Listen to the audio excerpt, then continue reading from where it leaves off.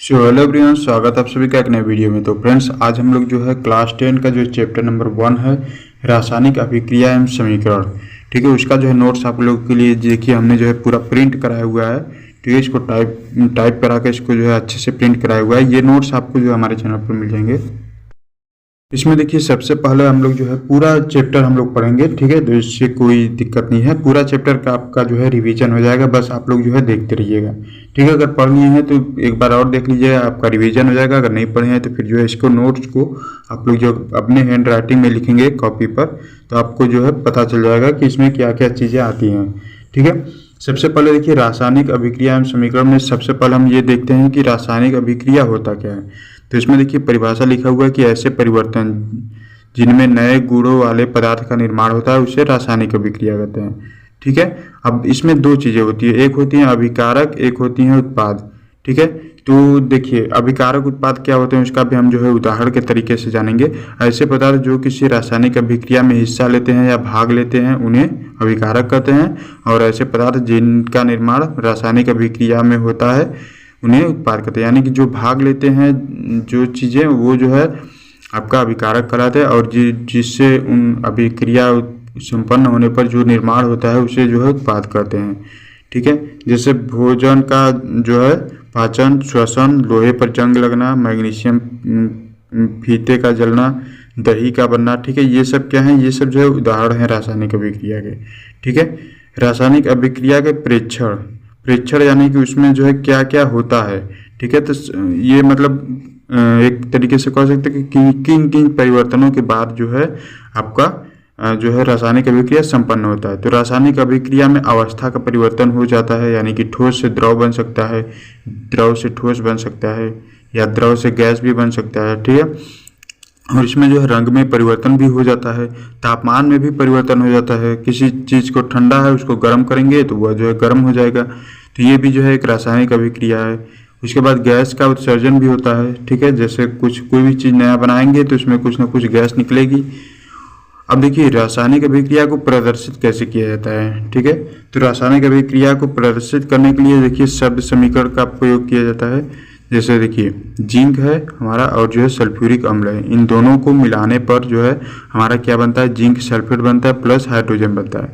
तो इधर जो भाग लिए हैं, अभी हमने बताया ना कि रासायनिक अभिक्रिया में जो पदार्थ भाग लेते हैं उन्हें अभिकारक कहते हैं, और जो जिनका निर्माण होता है उसे क्या कहते हैं, उत्पाद कहते हैं। ठीक है, और इसी को जो है रासायनिक समीकरण में अगर हमें लिखना हो तो क्या लिखेंगे, Zn यानी कि जिंक प्लस H2SO4 सल्फ्यूरिक अम्ल, फिर क्या बनेगा, जिंक सल्फेट बनेगा ये आपका, और इसके बाद जो है हाइड्रोजन बनेगा। ठीक है, ये लेफ्ट हैंड साइड हो गया, ये जो है राइट हैंड साइड।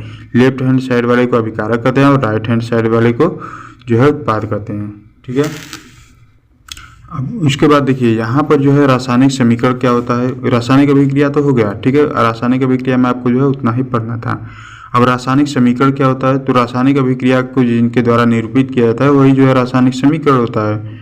ठीक है, जैसे देखिए क्या लिखा हुआ है इसका परिभाषा कि रासायनिक अभिक्रिया रासायनिक समीकरण द्वारा निरूपित की जाती है। रासायनिक समीकरण में तत्वों के प्रतीक या अभिकारक और उत्पादों के रासायनिक सूत्र उनकी भौतिक अवस्था के साथ लिखे जाते हैं। ठीक है, तो देखिए अगर मैं आपसे कहूँ हाइड्रोजन है, ठीक है, हाइड्रोजन प्लस क्या हो गया, ऑक्सीजन।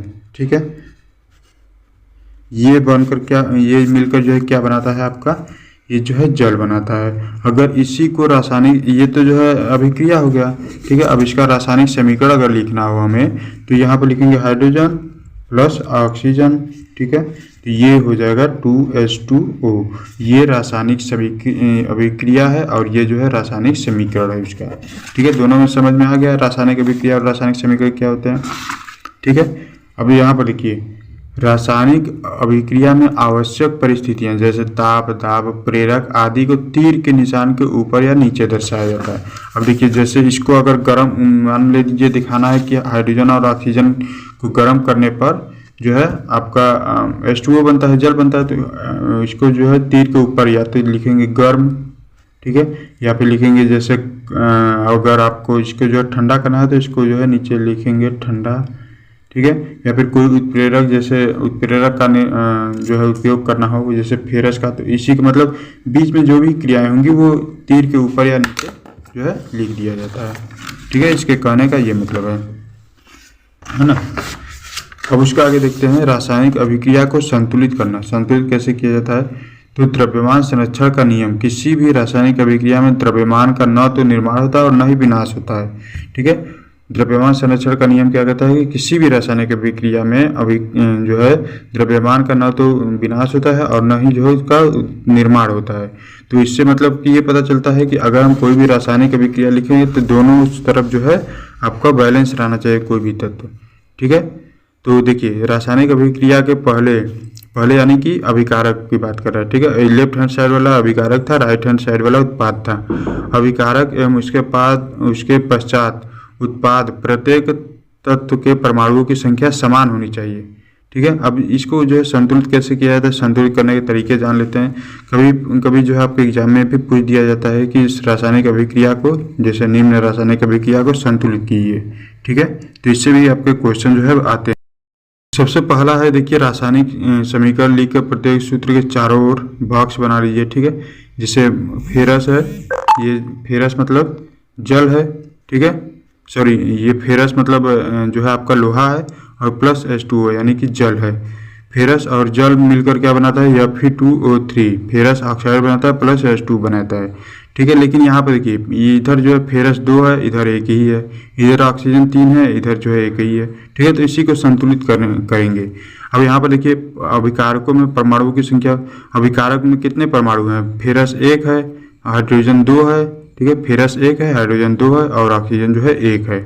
ठीक है, लेकिन उत्पाद में देखिए फेरस आपका जो है 3 है। ठीक है, सॉरी 2 है। ठीक है, फेरस आपका कितना हो जाएगा, 2 हो जाएगा, यहाँ पर मिसप्रिंट हो गया है, 2 है। और इधर कितना है, इधर हाइड्रोजन देखिए 2 है। ठीक है, और ऑक्सीजन देखिए 3 है। ठीक है, यहाँ पर ये जो है मिसप्रिंट हो गया है। ठीक है, ऑक्सीजन जो है 3 है ना, तो यानी कि ये जो है मिस बैलेंस है, इधर जो है बैलेंस नहीं है। ठीक है, तो इसी को बैलेंस करते हैं। सबसे पहले देखिए क्या करते हैं बैलेंस करने के लिए, सबसे अधिक परमाणु वाले तत्व को अभिकारक या उत्पाद की साइड उचित गुणांक लगाकर संतुलित कीजिए। ठीक है, जैसे देखिए यहाँ पर जो है 2 हाइड्रोजन है और यहाँ पर जो है ऑक्सीजन 4 है। ठीक है, Fe2O3 रहेगा ना भाई। अब इधर देखिए Fe 1 है, इधर 2 है। ठीक है, तो Fe को बैलेंस करने के लिए इधर 2 लगा देंगे तो 2Fe हो जाएगा। ठीक है, अब इधर देखिए हाइड्रोजन 2 है। ठीक है, इधर भी हाइड्रोजन 2 है, लेकिन ऑक्सीजन 3 है। ठीक है, ऑक्सीजन 3 है तो इधर भी ऑक्सीजन 3 होना चाहिए, तो यहाँ पर जो है क्या लिख देंगे, 3 लिख देंगे। 3 ऑक्सीजन हो गया। ठीक है, इसको ठीक से लिख लेते हैं, 3। ठीक है, 3 ऑक्सीजन हो गया, लेकिन हाइड्रोजन कितना, 3 दूना का 6 हाइड्रोजन है। ठीक है, तो इसको भी बैलेंस करने के लिए H2 को 3 दूना का 6, 3 इसके आगे भी लगा देंगे। ये जो है, अब देखिए सभी तत्वों के परमाणुओं की संख्या अभिक्रिया के दोनों ओर जो है समान है, तो ये जो है आपका हो गया, मतलब कि बैलेंस हो गया। ठीक है, यानी कि जो जितना इधर होना चाहिए तत्व, उतने ही तत्व इधर भी होना चाहिए। ठीक है, अब उसके बाद देखते हैं कि अभिकारकों एवं उत्पादों की भौतिक अवस्था लिखना। ठीक है, भौतिक अवस्था में जैसे कि कोई भी उत्पाद अगर ठोस में है तो इसको ब्रैकेट में यस लिखेंगे, द्रव में है तो ब्रैकेट में यल लिखेंगे लिक्विड, और गैस में है तो ब्रैकेट में जी लिखेंगे, और जलीय विलयन है तो एक्वा सोल्यूशन लिखेंगे। ठीक, AQ। जैसे देखिए Fe है, फेरस है, यह जो है ठोस, और लोहा जो है ठोस ही होता है तो सॉलिड लिखेंगे, ब्रैकेट में यस लिख दिए। ठीक है, H2O जल है, जल क्या है, लिक्विड है। ठीक है, तो ब्रैकेट में यल लिखेंगे। इसमें जो है मिसप्रिंट हो गया भाई, प्रिंटिंग में जो है गड़बड़ कर दिया है। ठीक है, तो यल लिखेंगे, Fe2O4। ठीक है, उसके बाद देखिए हाइड्रोजन है, हाइड्रोजन लिक्विड है तो इसको जो गैस है, सॉरी हाइड्रोजन जो है गैस है। ठीक है, तो जी लिखेंगे ब्रैकेट में। ठीक, उसके बाद जो है रासायनिक अभिक्रियाओं के प्रकार, कुछ प्रकार हैं जो कि आपके एग्जाम में जो है पूछे जाते हैं। जैसे पूछ दिया कि संयोजन अभिक्रिया क्या है। ठीक है, तो इसको जो है बताएंगे। तो ये देखिए संयोजन अभिक्रिया क्या होता है कि इस अभिक्रिया में दो या दो से अधिक अभिकारक मिलकर एकल उत्पाद बनाते हैं, यानी कि दो या दो से अधिक चीजें मिलकर जो है एक कोई भी उत्पाद बनाते हैं तो उसे क्या कहते हैं, संयोजन अभिक्रिया कहते हैं। जैसे कार्बन और ऑक्सीजन मिलकर क्या बनाते हैं, दो CO2 कार्बन डाइऑक्साइड, मतलब कि दो चीजें जो है जुड़ जा रहे हैं। ठीक है, इसके बाद नेक्स्ट है जल का निर्माण। ठीक है, जल का निर्माण में भी जैसे हाइड्रोजन और ऑक्सीजन मिलकर H2O बनाते हैं। इसमें देखिए बुझा हुआ चूना और जो है जल मिलकर बुझा हुआ चूना बनाते हैं। ठीक है, बिना बुझा हुआ चूना और जल मिलकर क्या बनाते हैं, बुझा हुआ चूना। ठीक है, तो मतलब कि दो या दो से अधिक चीजें जहाँ पर मिलकर जो है एक चीज बनाती है वहां पर क्या हो जाता है, संयोजन अभिक्रिया। संयोजन अभिक्रिया मतलब कि जुड़ना आप कह सकते हैं। ठीक है, तो संयोजन अभिक्रिया जो समझ में आ गया। अब उसके बाद देखते हैं ऊष्माक्षेपीय अभिक्रिया।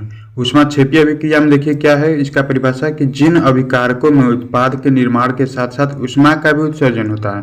ठीक है, यानी कि कोई भी दो चीज मिला, उसके मिलने से जो है एक कोई नया उत्पाद तो हो आता ही आता है, लेकिन उसके साथ साथ जो है ऊष्मा का भी उत्पाद बन जाता है, यानी कि ऊष्मा का भी निर्माण हो जाता है। तो उसे क्या कहते हैं, ऊष्माक्षेपीय अभिक्रिया। ऊष्माक्षेपी यानी कि ऊष्मा को अवक्षेपित करता है, यानी कि ऊष्मा को जो है बाहर निकालता है। जैसे देखिए प्राकृतिक गैस का दहन हो गया, जैसे CH4 है, ठीक है, मेथेन गैस है, तो इसका देखिए ऑक्सीजन के साथ जब जलाएंगे, यानी कि ऑक्सीजन की उपस्थिति में जब इसकी अभिक्रिया कराएंगे तो क्या बन जाएगा, कार्बन डाइऑक्साइड बन जाएगा, प्लस हाइड्रोजन प्लस जो है H2O बन जाएगा। ठीक है, H2O और प्लस ऊष्मा बन जाएगा। ठीक है, ऊष्मा यानी कि आपका जो है ऊष्मा जो है बाहर निकल जाएगा। ठीक है, और वैसे ही श्वसन में भी है, देखिए श्वसन एक ऊष्माक्षेपीय अभिक्रिया है। कभी कभी जो है बहुविकल्पी में आपके प्रश्न में जो है पूछ दिया जाता है ऊष्मा कैसी अभिक्रिया है, 4 ऑप्शन दे देगा, तो उसमें से ऊष्मा जो है एक जो है ऊष्माक्षेपीय अभिक्रिया है। ठीक है, जैसे एक यहाँ पर देखिए C6H12O6 का 6 से 6O2 ऑक्सीजन के साथ जब अभिक्रिया होता है तो 6 से CO2 बनता है प्लस H2O गैस बनता है। ठीक है, H2O बनता है जल, प्लस ऊष्मा भी निकलता है। ठीक है, तो यानी कि जिसमें ऊष्मा निकले उसे क्या करते हैं, ऊष्माक्षेपीय अभिक्रिया करते हैं। ठीक है, उसके बाद नेक्स्ट है देखिए वियोजन अभिक्रिया। वियोजन अभिक्रिया में यही सब देखिए मेन पूछता है। ठीक है, आपका जो पहले चैप्टर का जो इम्पोर्टेंट है वो जो है यही सब ज़्यादा पूछता है। वियोजन अभिक्रिया में क्या है कि इस अभिक्रिया में एकल अभिकारक का टूटकर दो या दो से अधिक उत्पाद बनते हैं, यानी कि कोई भी एक अभिकारक है उसको वियोजित कर दिया जाता है, यानी कि दो चीज़ों में तोड़ दिया जाता है, दो या दो से अधिक चीज़ों में। अब वियोजित अभिक्रिया जो है कि कई प्रकार के होते हैं। ठीक है, जैसे ऊष्मा वियोजन हो गया, वैद्युत वियोजन हो गया, या प्रकाशीय वियोजन हो गया। ठीक है, तो इन तीनों को देखते हैं। सबसे पहले ऊष्मा वियोजन। ऊष्मा के द्वारा किया गया वियोजन जो होता है वही जो है ऊष्मीय वियोजन होता है। अब ऊष्मा के द्वारा कैसे वियोजन होगा देखते हैं। ऊष्मा के द्वारा वियोजन का मतलब कि ऊष्मा की उपस्थिति में वियोजन। ठीक है, जैसे फेरस सल्फेट है। ठीक है, फेरस सल्फेट को ऊष्मा की उपस्थिति जब उसको गर्म करेंगे तो क्या बनेगा, फेरिक ऑक्साइड बनेगा प्लस सल्फर डाइऑक्साइड बनेगा। ठीक है, प्लस सल्फर ट्राईऑक्साइड बनता है। उसके बाद नेक्स्ट है कैल्शियम ऑक्साइड है, कैल्शियम कार्बोनेट है। इसको जब ऊष्मा की उपस्थिति में गर्म करेंगे तो कैल्शियम ऑक्साइड बनेगा प्लस जो है कार्बन डाइऑक्साइड बनेगा। यानी कि देख रहे हैं यहाँ पर ऊष्मा की उपस्थिति में जो है एक चीज जो जुड़ा हुआ था वो जो है दो चीज़ों में बट जा रहा है, यानी कि दो या दो से अधिक चीज़ों में। तो ये जो है आपका हो गया ऊष्मीय वियोजन। उसके बाद है वैद्युत वियोजन। ये भी जो है सेम तरीके से है, जैसे ऊष्मीय वियोजन में ऊष्मा की उपस्थिति में दो या दो से अधिक चीज़ों में टूट रहा था, यहाँ पर वैद्युत की उपस्थिति में टूटेगा। ठीक है, वैद्युत धारा प्रवाहित कर होने वाला वियोजन जो है वैद्युत वियोजन कहलाता है। इसमें देखिए जैसे ये बीकर है, इसमें कोई सोल्यूशन ले लेंगे। अब यहाँ से जो बैटरी से, ये बैटरी है, बैटरी से प्लस माइनस जोड़कर इसमें वियोजन करेंगे तो उसमें वियोजन हो जाएगा, है ना। जैसे यहाँ पर देखिए H2O है गैस, ये H2O जल है। जल में जब विद्युत धारा प्रवाहित करेंगे बैटरी से प्लस माइनस जोड़ेंगे तो यहाँ पर जो है हाइड्रोजन और ऑक्सीजन जो है अलग अलग दिखने लगते हैं। ठीक है, फिर उसके बाद जो है प्रकाशीय वियोजन है। ठीक है, अब इन प्रकाशीय वियोजन में देखिए प्रकाश की उपस्थिति में जो है आपका दो या दो से अधिक चीज़ों में टूटेगा। सूर्य के प्रकाश की उपस्थिति में होने वाला वियोजन क्या कहलाता है, प्रकाशीय वियोजन कहलाता है। AgCl है, सूर्य के प्रकाश में हमने रखा उसे, तो Ag अलग हो गया और Cl2 अलग हो गया। ठीक है। AgBr है, इसको भी प्रकाश सूर्य के प्रकाश में प्रवाहित करने पर Ag अलग हो जाएगा और जो है Br2 अलग हो जाएगा, यानी कि ब्रोमीन जो है अलग हो जाएगा। इस अभिक्रिया का उपयोग श्याम श्वेत फोटोग्राफी में होता है, ठीक है, यानी कि जो ब्लैक एंड वाइट फोटो नहीं खिंचाते हैं उसमें जो है इस अभिक्रिया का उपयोग होता है सूर्य के प्रकाश का, ठीक है। जैसे अंधेरे में कोई खड़ा है तो नहीं कहते हैं कि थोड़ा उजाले में आ जाइए, थोड़ा धूप में आ जाइए ताकि अच्छा फोटो आए, ठीक है। तो इस तरीके से उसमें उसके बाद देखिए ये तो उसमें क्षेपीय अभिक्रिया भी आपने देखा है। अब जो है इसी का एक उल्टा होता है उष्मा शोषी अभिक्रिया, ठीक है। उष्मा शोषी अभिक्रिया में क्या होता है कि उष्मा को अवशोषित किया जाता है, ठीक है।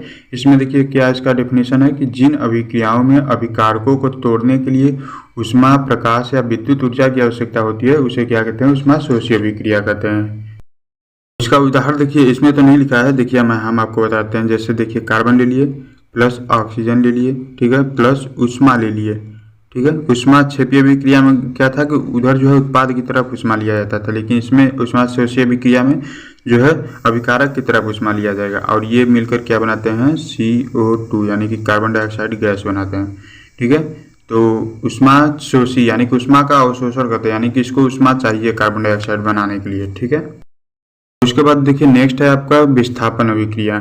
विस्थापन अभिक्रिया क्या करता है कि इसमें कोई भी एक चीज दूसरे चीज को विस्थापित कर देता है, यानी कि अपनी जगह से हटा देता है, ठीक है। जो भी क्रियाशील अधिक रहेगा वह जो है कमजोर क्रियाशील वाले तत्व को उसको जगह से जो है हटा देगा। देखिए इसका परिभाषा क्या है कि इन अभिक्रियाओं में अधिक क्रियाशील तत्व कम क्रियाशील तत्व को उसके यौगिक से विस्थापित कर देता है, यानी कि अलग कर देता है। जैसे देखिए फेरस है, ठीक है। अब कॉपर सल्फेट का जो सॉल्यूशन है इसमें जब फेरस की अभिक्रिया कराएंगे, जब फेरस डालेंगे तो ये क्या करेगा, कॉपर को अलग कर देगा, ठीक है। यहाँ पर देखिए कॉपर को हटाकर सल्फेट के साथ अपने जुड़ गया है फेरस, ठीक है, यानी कि फेरस जो है ज़्यादा क्रियाशील है और कॉपर जो है कम क्रियाशील है, ठीक। इसका एक चित्र भी आप लोग देख सकते हैं। चित्र बनाने की वैसे जरूरत नहीं होती है, खाली बस अभिक्रिया आप लोग लिख देंगे, रिएक्शन, ये जो है काफ़ी होता है, ठीक है। इसके बाद देखिए द्विविस्थापन अभिक्रिया, ये तो एकल विस्थापन इसको बोल सकते हैं। और द्विविस्थापन में क्या है कि इसको जो है दो जगह से विस्थापित करता है, अपने जगह से दूसरे जगह चला जाएगा और अपनी जगह किसी और को बैठा देगा, ठीक है। यहाँ पर देखिए एक ही तत्व था जो कि इसको विस्थापित कर रहा था, लेकिन यहाँ पर जो है दो जगह विस्थापन होगा। इस अभिक्रिया में उत्पादों का निर्माण दो यौगिकों के बीच आयनों के आदान प्रदान से होता है, ठीक है। देखिए यहाँ पर जो है SO2 के साथ Na है, यहाँ पर SO2 के साथ Ba आ गया है, ठीक है। और ये Na जो है Cl2 के साथ चला गया है, 2NaCl, ठीक है। तो इसको भी जो है लिख लीजिएगा। उसके बाद है उपचयन एवं अपचयन अभिक्रिया, ठीक। अपचयन अभिक्रिया देखिए क्या है। उपचयन मतलब कि आपका जो है जब किसी पदार्थ को ऑक्सीजन की वृद्धि होती है, ठीक है, यानी कि किसी भी पदार्थ में जब ऑक्सीजन जुड़ता है तो उसे उपचयन कहते हैं। ऑक्सीजन का जुड़ना या फिर जो है हाइड्रोजन का घटना, यानी कि हाइड्रोजन का कम होना, ठीक है। ऑक्सीजन में इसमें देखिए ऑक्सीजन में वृद्धि होती है उपचयन में और हाइड्रोजन में कमी होती है, ठीक है। नीचे आ गया मतलब कि कम हो रहा है और ऊपर का लगा दिए। ये वैसे तो ये जो है गैस का साइन होता है, लेकिन वैसे ही मतलब हम समझने के लिए, यानी कि ऑक्सीजन जो है इंक्रीज कर रहा है, बढ़ रहा है और हाइड्रोजन घट रहा है, तो क्या हो जाएगा, उपचयन अभिक्रिया हो जाएगा। जैसे देखिए कार्बन में ऑक्सीजन जुड़ा यानी कि ऑक्सीजन जो है बढ़ गया तो ये जो है उपचयन अभिक्रिया हो गया, ठीक है। और कॉपर में जो है ऑक्सीजन जुड़ा तो ये भी जो है उपचयन अभिक्रिया हो गया। लेकिन यहाँ पर देखिए कॉपर ऑक्सीजन में CuO में, ठीक है, CuO जो है हाइड्रोजन को साथ जब CuO को हीट करेंगे यानी कि गर्म करेंगे तो यहाँ पर देखिए ऑक्सीजन था लेकिन ऑक्सीजन जो है हट गया है, ठीक है। क्या हो जाएगा आपका उपचयन अभिक्रिया। अब अपचयन अभिक्रिया देख लेते हैं, ठीक है। उपचयन का ही उल्टा जो है अपचयन होता है। इसमें जब किसी पदार्थ में ऑक्सीजन का कमी होता है, इसमें क्या था, ऑक्सीजन बढ़ रहा था, हाइड्रोजन घट रहा था, लेकिन जो इसमें जो है ऑक्सीजन घटेगा और हाइड्रोजन जो है बढ़ेगा, ठीक है। तो और इसमें देखिए नीचे भी लिखा हुआ है कि जब किसी पदार्थ में हाइड्रोजन की वृद्धि होती है, हाइड्रोजन बढ़ रहा है और ऑक्सीजन का ह्रास हो रहा है, यानी कि ऑक्सीजन जो है घट रहा है, तो इसे अपचयन अभिक्रिया कहेंगे। जैसे देखिए CuO, ठीक है, ऑक्सीजन जो है यहाँ से घट गया लेकिन यहाँ पर जो है जुड़ गया, ठीक है। तो उष्मा की उपस्थिति में अपचयन और उपचयन ये जो है दोनों अभिक्रियाएं हैं। इस अभिक्रिया को लिख देते हैं तो इसमें जो है उपचयन और अपचयन दोनों अभिक्रियाएं आ जाएंगी, ठीक है, यहाँ पर समझ सकते हैं। इस अभिक्रिया में कॉपर ऑक्साइड कॉपर में ऊपर, यही सब जो ये जो अभी हमने समझाया इसी को जो है यहाँ पे लिखा हुआ है कि इस अभिक्रिया में कॉपर ऑक्साइड कॉपर में अपचयित हो जाता है, हाइड्रोजन अपचयित होकर जल बनाता है। इस अभिक्रिया में उपचयन तथा उपचयन, ठीक है, अपचयन को जो है उपचयन बोलते हैं तथा उपचयन दोनों ही हो रहे हैं, इसे रेडॉक्स अभिक्रिया कहते हैं। ठीक है, इसको जो है रेडॉक्स अभिक्रिया भी बोल सकते हैं, क्योंकि दोनों जब अभिक्रियाएं होती हैं तो ये जो है आम बात है कि दोनों अभिक्रियाओं को जो है रेडॉक्स अभिक्रिया कहते हैं। ठीक है, आप लोग जो है इसको याद रखिएगा क्योंकि रेडॉक्स अभिक्रिया जो पूछता है। ठीक है, उसके बाद जो है दैनिक जीवन में उपचयन अभिक्रियाओं का प्रभाव देख लेते हैं। दैनिक जीवन में क्या प्रभाव है। ठीक है, संक्षारण में जब कोई धातु ऑक्सीजन आर्द्रता अम्ल आदि के संपर्क में आती है जिससे धातु की ऊपरी परत कमजोर संक्षारित हो जाता है तो इसे क्या कहते हैं, संक्षारण कहते हैं। जैसे देखिए लोहे की वस्तुओं पर जंग लगना, चांदी के ऊपर काली परत या तांबे के ऊपर हरी परत का चढ़ना संक्षारण के उदाहरण हैं। ठीक है, यशद लेपन, विद्युत लेपन तथा पेंट करके संक्षारण में धातुओं को बचाया जा सकता है। कभी कभी ये जो है एग्जाम में आपके पूछता है कि संक्षारण क्या है, संक्षारण को रोकने के उपाय बताइए। ठीक है, संक्षारण और विकृत गंधिता ये दोनों ही इम्पोर्टेंट है ना। विकृत गंधिता क्या होता है, देखिए वसायुक्त और तैलीय खाद्य सामग्री वायु के संपर्क में आने पर उपचयित हो जाते हैं जिससे उनके स्वाद एवं गंध में परिवर्तन आ जाता है, उसे विकृत गंधिता कहते हैं। विकृत गंधिता को रोकने का उपाय क्या होता है, तो इन्हें देखिए प्रति ऑक्सीजन ऑक्सीकारक का उपयोग करके इसे रोका जा सकता है। वायु रोधी बर्तन में खाद्य सामग्री रखकर इसे रोका जा सकता है। ठीक है, जिससे देखते हैं ना कभी कभी जो है सेब को अगर काट कर रख दिया जाए तो उसका रंग जो है थोड़ा सा हल्का जो है रेड टाइप का आ जाता है। ठीक है, तो उसी वही है विकृत गंधिता। वायु के स्थान पर नाइट्रोजन गैस को प्रयुक्त करके भी रोका जा सकता है। उसके बाद जो है शीतलन द्वारा भी इसे रोका जा सकता है। ठीक है, तो ये जो है दैनिक जीवन में उपचयन अभिक्रियाओं के प्रभाव हैं। संक्षारण और विकृत गंधिता ये दोनों जो है बहुत ज़्यादा इंपॉर्टेंट है, अक्सर करके आपकी एग्जाम में जो है पूछे जाते हैं। ठीक है, बाकी इस चैप्टर के जो भी इंपॉर्टेंट प्रश्न है वो मैं आपको जो है सभी प्रोवाइड करा दूंगा। ठीक है, ये था जो है कंप्लीट वीडियो एक जो है आपके इस पहले चैप्टर के बारे में। ठीक है, आई होप कि आपको ये वीडियो पसंद आया होगा।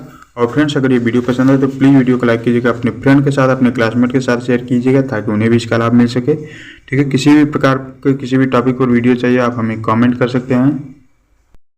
चैप्टर की वीडियो आपको हमारे प्लेलिस्ट में जाएंगे, वहाँ पर क्लास 10 साइंस के प्लेलिस्ट में आपको सभी चैप्टर की वीडियो आपको मिल जाएंगे। ठीक है,